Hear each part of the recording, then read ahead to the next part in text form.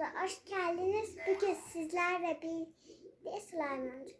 Bir kutumuzu göster. Bunu şoktan aldık. Hiç görmedim. Aslında şey yok. Ben sandım ki yokmuş sandım. İşte yokmuş sandım. Arkadaşlar şimdi başlayalım mı slime yapmaya? Tamam, hadi başlayalım arkadaşlar. Bakar mısınız? Görüyor musunuz arkadaşlar biliyor musunuz?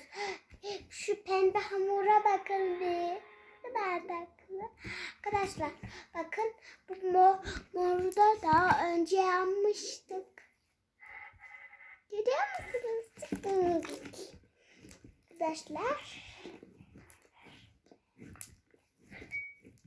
Bakın.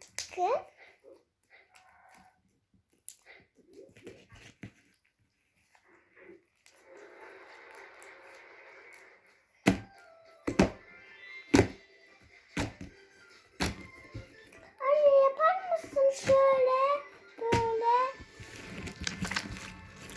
Ama nasıl değiştirelim mi? Bu benim olsun. Arkadaşlar bakın pembe slime. Bakar mısınız arkadaşlar?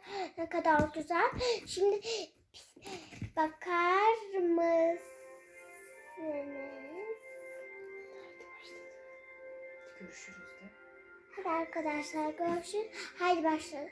Kanalımıza abone olmayı unutmayın ve yeniden başlayacağız arkadaşlar. Kanalımıza abone olmayı unutmayın. Hoşça kalın. Nereye basacağım? Buraya.